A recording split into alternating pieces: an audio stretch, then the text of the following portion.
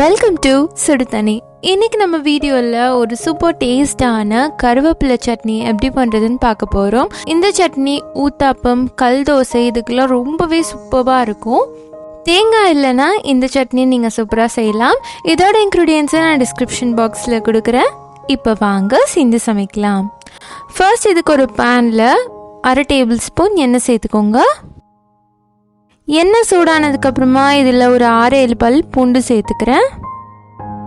கூடவே 5 வரமிளகாய், அதோட ஒரு சின்ன துண்டு புளி சேர்த்துக்கிறேன். இது நல்லா வறுத்துக்கலாம்.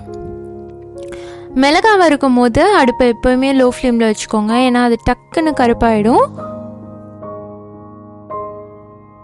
கொஞ்ச நேரத்துலேயே இது ரெடி ஆகிடும். இதிலே பார்த்தீங்கன்னா வரமிளகாய் ஃபஸ்ட்டு ரெடி ஆயிடுச்சு.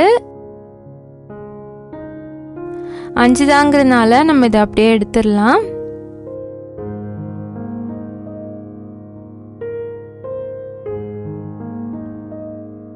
நீங்கள் இதை தனித்தனியாக கூட வறுத்துக்கலாம். அடுத்து பூண்டு பார்த்தீங்கன்னா இப்போ தான் அந்த லைட்டாக கலர் மாதிரி வருது.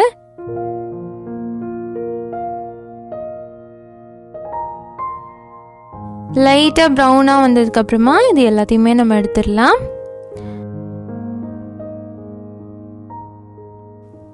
இது தனியாக வச்சுருங்க. அடுத்து இதே எண்ணெயிலேயே நம்ம கருவேப்பிலை சேர்த்துக்கலாம். 6-7 கொத்து கருவேப்பிலை சேர்த்துக்கிறேன். இது கிட்டத்தட்ட 1/2 கப் அளவு வரும். இது நல்லா வறுத்துக்கோங்க. இதில் முக்கியமான விஷயம், இந்த கருவேப்பிலை நல்லா வறுபடணும். அப்படி இல்லாட்டி ரொம்ப பச்சையாக சாப்பிட்ற மாதிரி இருக்கும். அது நிறைய பேருக்கு பிடிக்காது. நல்லா வறுபட்டுச்சுன்னா அந்த கருவேப்பிலை ஃப்ளேவர் வரும், ஆனால் அந்த ரா ஸ்மெல் வராது. அந்தளவுக்கு நீங்கள் சிம்லேயே வச்சு வறுத்துக்கோங்க. நீங்கள் கைவிடாமல் இதை வறுத்துக்கிட்டே இருந்தீங்கன்னா ஒரு 3-4 நிமிஷத்தில் நல்லா மொறுமொறுன்னு வரும். அந்த மாதிரி வந்தோடனே இதை நம்ம எடுத்து தனியாக வச்சிடலாம்.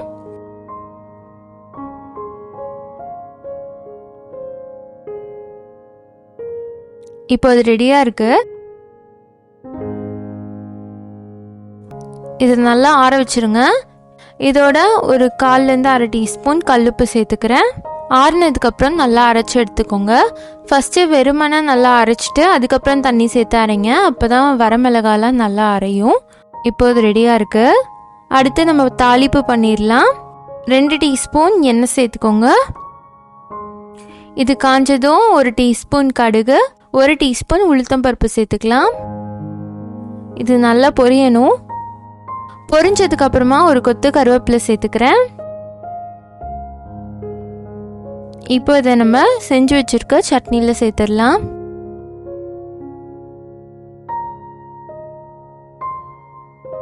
அவ்வளோதான், நம்ம சூப்பரான கருவேப்பிலை சட்னி ரெடி ஆயிடுச்சு.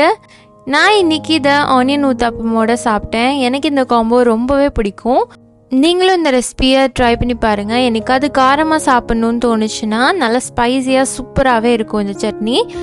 இது இட்லி, தோசை ரெண்டுத்துக்குமே நல்லாயிருக்கும். மெயினாக ஊத்தாப்பத்துக்கு ரொம்பவே சூப்பராக இருக்கும். என்னோட ஃபேவரட் காம்போ இது.